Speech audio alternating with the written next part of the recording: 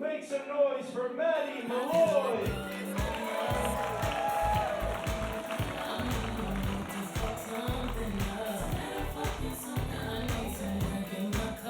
Hello, Improv. How are you doing tonight? Yes, thank you so much for being here at the world-famous Improv in Homestead. How classy. Are y'all excited for Annie Lederman tonight?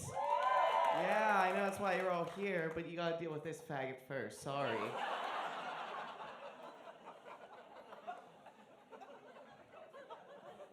My name's Matty Malloy. I'm your host for tonight. A little bit about myself. I actually was born and raised north of the city in a town called Beaver. Yeah, it's always been really special to me because it's actually the only beaver I've ever been inside of.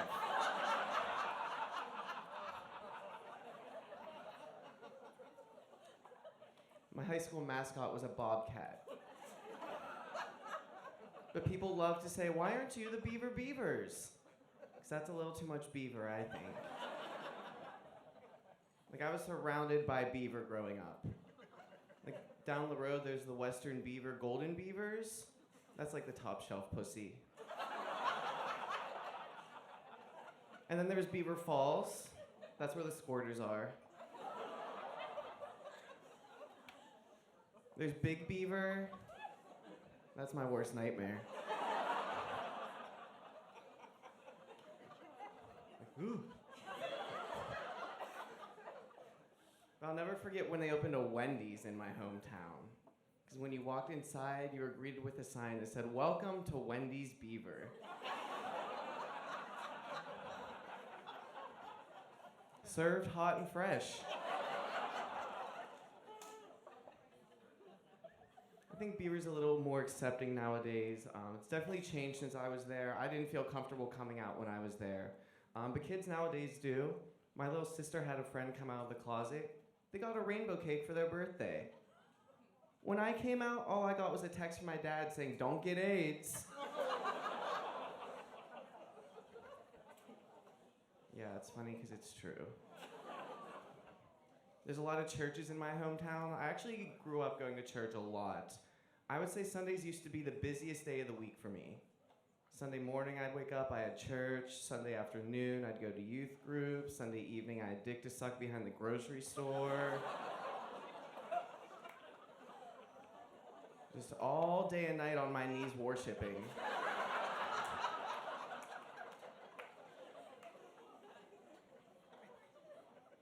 Finally got out of Beaver though. Decided to leave. I went to college. I got a degree in musical theater. Thank you. Thank you. Don't clap for that. I'm not bragging. It's more like a shameful confession, actually, because I haven't really done anything with it. But I think that'll help me learn a few things. Like, I learned what a triple threat is. So in the theater world, a triple threat is somebody who can sing, dance, and act perfectly. In my world, a triple threat meant getting cornered by 3 bullies in the middle school locker room. But I also learned that your childhood trauma can turn into adulthood fantasies.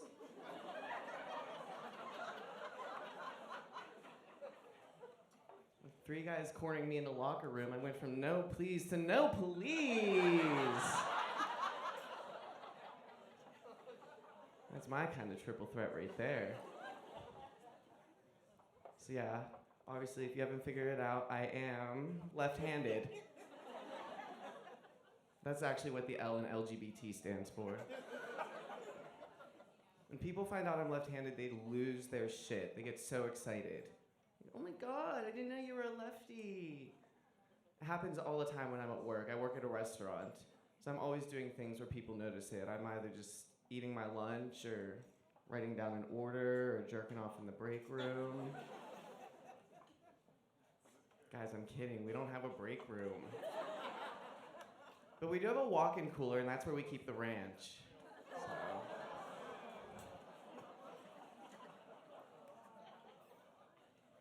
Actually found out recently there is a left-handed museum in California.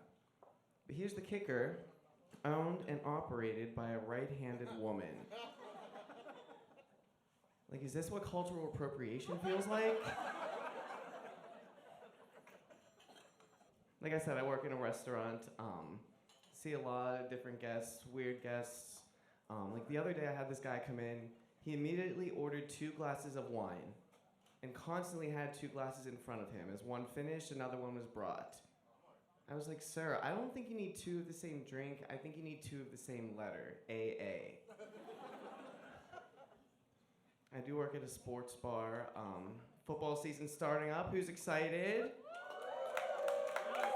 Yeah, I'm excited too, because now a lot of people finally have a personality. I don't really watch a lot of sports, obviously. Usually I just kind of catch whatever's on TV while I'm at work. Like golf was on the other day. Straight guys love golf. They show you right where the hole is. Gotta make it easy for them. I think my favorite sport to watch on TV at work is UFC. I think that's my favorite because it's most similar to my Pornhub history. You know, they start the same, like half-naked guys, they're like face to face. By the end, they're just rolling around with each other on the ground. Honestly, the only thing that's missing, penetration. I do have a boyfriend. When we first started dating, something we would hear all the time would be people asking, so who's the boy and who's the girl? I was over it, and I was like, well, I guess I can just like question pairs that I see in public, like who's the pet and who's the owner. Give them a taste of their own medicine. But now I've been with my boyfriend a little over 9 years. Thank you, thank you. It's a long time. You gotta keep things interesting to stay together that long. You gotta keep things spicy. So we started talking about the idea of role playing. So we were talking about it, figuring out what kind of roles we might want to use. You know, like pizza delivery boy, a cop and a robber, like a priest and an altar boy. Just some light stuff for beginners. But we agreed that we wanted it to be spontaneous. So while he was at work one day, I thought of the perfect role. So I was like, let me get set up, get the mood ready, light some candles, put some music on, sprinkle the rose petals to the bedroom. What role did I choose? A baby. So when he got home, I was only wearing a diaper. I spilled a glass of milk and said, sorry, Daddy, please don't spank me. Sometimes it's best not to try new things. Lesson learned. Summer is coming to an end. I, for one, am excited about it. Something I hate about summer is how bright the sun is. Really hurts my eyes, and I don't like to wear sunglasses. I think it's too annoying to take my glasses off and go back and forth. Now you might be thinking to yourself, there is a solution to this. Transition lenses. Yeah. Well, this is why I don't wear transition lenses. Because I'm not a fucking loser. The first person I knew that wore transition lenses was a girl in middle school that cried every day. Not a good look. And I feel like they stay tinted for so long once you go inside, it's like, are you blind or can I bully you? I don't know. Hard to tell, I don't know. Not really a fan of small talk. I know I'm not alone thinking that, but there is something I hate a little more than small talk. That is small talk at the urinal. I'm looking at you straight guys. Because I'm never the one to initiate it. It's always the guys next to me. Always the guy that looks like they probably say no homo to eat a banana in public. Now, I'm not trying to make it sexual. I'm not saying it's gay or anything. All I'm going to say is if we're standing shoulder to shoulder and we're both holding our dicks out, I'm expecting a little more than some pleasant conversation.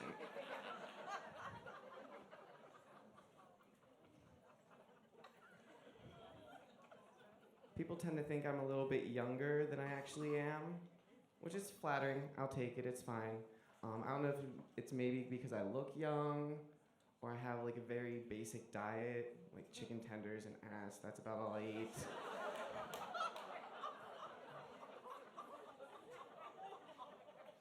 But the thing I hate most about it is how people call me buddy all the time. I was sick of it, and I think that's why I decided to grow a mustache a couple years ago. And I really think it helped because I started hearing things I never heard before. Like, sir, do you have a cigarette? Sir, Did you touch this child?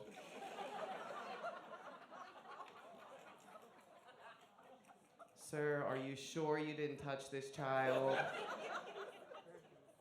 But like, I totally get it. When I first grew the mustache, I had a friend that looked at me and said, without the mustache, you look like a 12-year-old, but with the mustache, you look like you fucked a 12-year-old. Something weird that started happening, though, is people were just complimenting me on it, which is flattering, I'll take it, but I didn't really know how to handle that. Because anytime my mom would get complimented on her mustache, she gets pissed. My mom really hates that joke. She got so mad when she heard it. I had to sit down with her. I was like, Mom, don't worry. It's just a joke. Nobody compliments your mustache. Before I was living in Pittsburgh, I was actually living in New York. I was living out in Brooklyn, actually, in a neighborhood called Crown Heights. So if you're not familiar with Crown Heights, before it was gentrified, it was split half and half in the community. So one half was a West Indian, Caribbean, Jamaican community, and the other half was a Hasidic Jewish community. So for me, it was always fun. That meant every day when I left the house, it was a toss-up on whether I'd be called a cracker or asked if I was Jewish. Like if I had $1 for every time I was asked if I was Jewish, I'd be rich enough to be Jewish. But then I moved to Pittsburgh a couple years ago, and it wasn't until I was living in Pittsburgh as an adult that I realized how proud Yins are to be from Pittsburgh. Woo, yeah, Yins love it. And I had to be reminded by a woman who was wearing a t-shirt that said, I pee black and gold.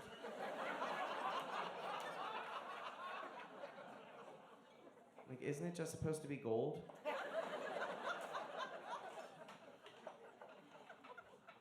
I'm just like shocked at the t-shirts you guys will make. Like Yins will put anything on a Pittsburgh themed t-shirt. I'm truly convinced Yins probably had 9/11 shirts made before the second tower even hit the ground. Like Flight 93, Yins almost got us.